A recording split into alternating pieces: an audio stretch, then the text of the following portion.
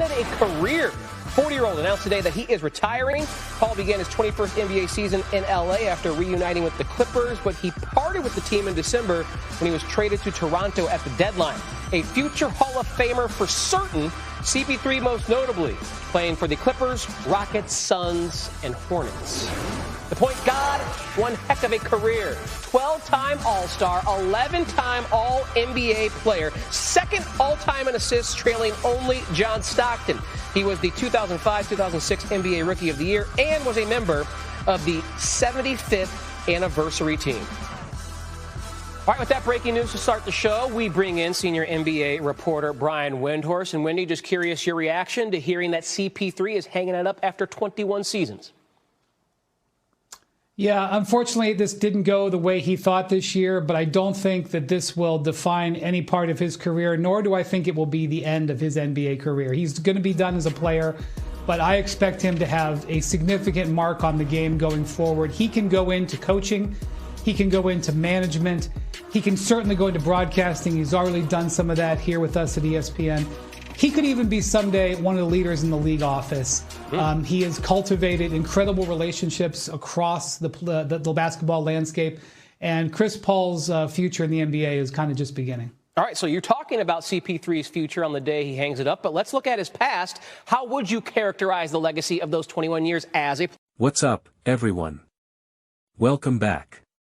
We are live from the Intuit Dome in Los Angeles, the site of the 2026 NBA All-Star Weekend, and we are starting with breaking news that truly marks the end of an era.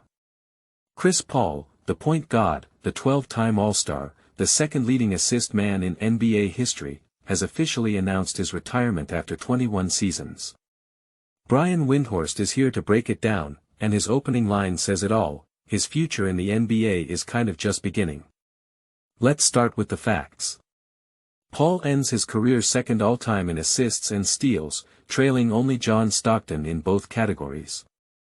He's a 12-time All-Star, 11-time All-NBA selection, the 2006 Rookie of the Year, and a member of the NBA's 75th anniversary team.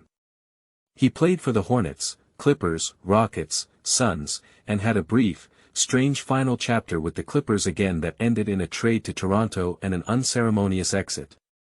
But as Windhorst immediately notes, unfortunately this didn't go the way he thought this year, but I don't think this will define any part of his career. The ending was ugly, but the body of work is pristine. Windhorst makes a crucial point about Paul's legacy that often gets overlooked. What I think he's underrated for was his defense. It's incredibly hard to be an impactful player at his size. He made 9 all-defensive teams. That's up there with Gary Payton and Jason Kidd amongst the greatest defensive guards of all time. Think about that. At 6 feet 0 inches, maybe 5 feet 10 inches in shoes, Paul was a perennial all-defensive player. He led the league in steals 6 times. He was a nuisance, a pest, a floor general who could also lock you up. That two-way dominance at his size is almost unprecedented. And then Windhorst pivots to the future. He can go into coaching, he can go into management, he can certainly go into broadcasting. He's already done some of that here at ESPN. He could even be someday one of the leaders in the league office. He has cultivated incredible relationships across the basketball landscape. This is the part of Paul's legacy that often gets lost in the no-ring conversation. He is universally respected. He is a connector. He is a leader. Whatever he chooses to do next, he will be successful. As Windhorst says, his NBA future is just beginning.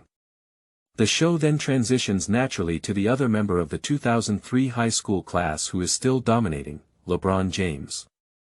Windhorst shouts out that class, the same one that produced Chris Paul and LeBron, and marvels at how they're still headlining SportsCenter all these years later. LeBron's latest feat?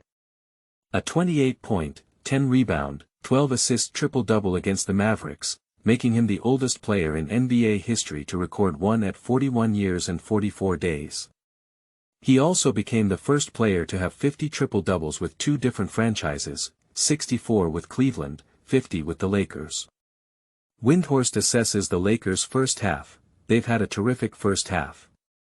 They're 11 games over .500 despite Luka missing 12 games, Austin Reeves missing the bulk of the season, and LeBron missing nearly 20 games. They've been tremendous in the clutch. He's careful not to call them a championship team, but notes that with good health and a good matchup, they could make a run. The Western Conference analysis follows, with Wendy Nix naming the San Antonio Spurs as the biggest winner of the first half. They're within shouting distance of the number 1 seed, which would be huge for a young team. Victor Wembanyama is on a mission, and with OKC's injury troubles, the Spurs are a legitimate threat. The biggest loser? The Clippers, who started 6-19, then turned it around, then traded Harden and Zubac for a mini-reset. Kawhi Leonard is playing some of his best basketball, and the team gave up on the season anyway. In the East, the Detroit Pistons are the story, the number 1 overall seed at 40-13, 6 games clear of the Celtics. Their formula?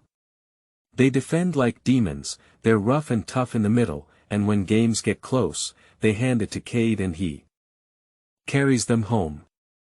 That's a playoff formula. The biggest loser in the East? Orlando, who traded 4 first-round picks for Desmond Bane and are still in the play-in zone. Not what they envisioned. And the team to watch? The Charlotte Hornets, who have become one of the most exciting teams in the league. Brandon Miller is emerging as an elite two-way wing, Con Canapel is a rookie headliner, and LaMelo is finally healthy.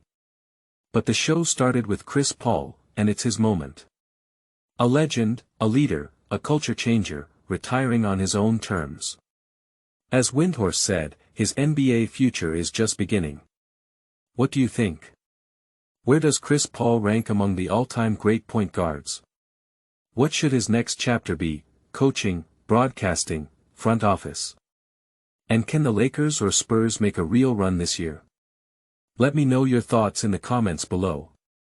If you appreciate breaking news and legacy discussions, hit that like button, subscribe, and I'll see you in the next one.